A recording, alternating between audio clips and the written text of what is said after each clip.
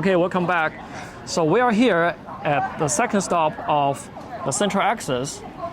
So what's the special of Temple of Heaven, David? Well, Temple of Heaven, I think, is the second most important construction complex after Forbidden City, because it used to be the area in the Ming Dynasty and the Qing Dynasty where the emperors came to pay a pilgrimage to the heaven. Because at the ancient times, that Chinese people believed that every natural phenomenon, such as rain, snow, thunder, lightning, this type of thing, were all controlled by a certain type of god. And we just really had a very special respect to the god. So we ought to build such temples for the emperor to come here to talk to the god. So now we're just strolling in the Temple of Heaven. As you know that this is the second most important construction complex after the Forbidden City. And every year, the emperors were supposed to come here for 3 times. The first time was in the spring. The emperor came here to pray for the rain, because rain symbolizes water. Water is very important for the agriculture. And the second time was the end of summer.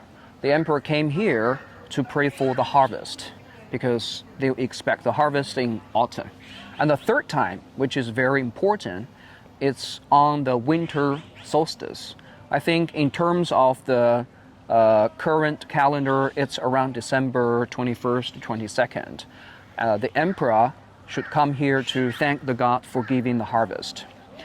According to the historical record, the emperor, before his coming to this place, he should be abstain from his concubines, from meat eating and the alcoholic thing drinking for 3 days, in order to make him physically and mentally clean.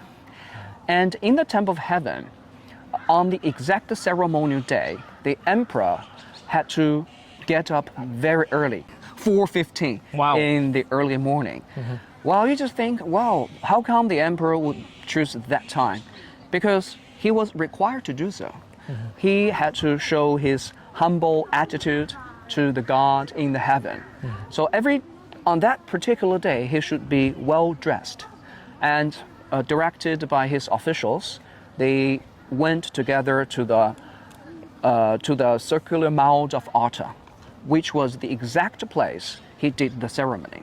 So he was required to do a lot of things. For instance, to put the offerings to the god back and forth for 3 times. And each time the music would be on, and then would do a lot of prostrating, and they would burn the incense. And according to the Chinese legend, we believe that the reason why we just build the smoke and the incense is because that our best wishes should be carried by the rising smoke up to the heaven.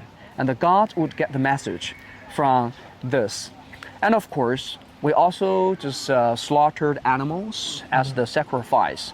So we just believe that we just presented the best thing to the god. So this is really a wonderful place where you can learn the history of the Chinese royal families, and you can learn the story of how emperor conduct the ceremonial things. And of course, you can just meet the local people.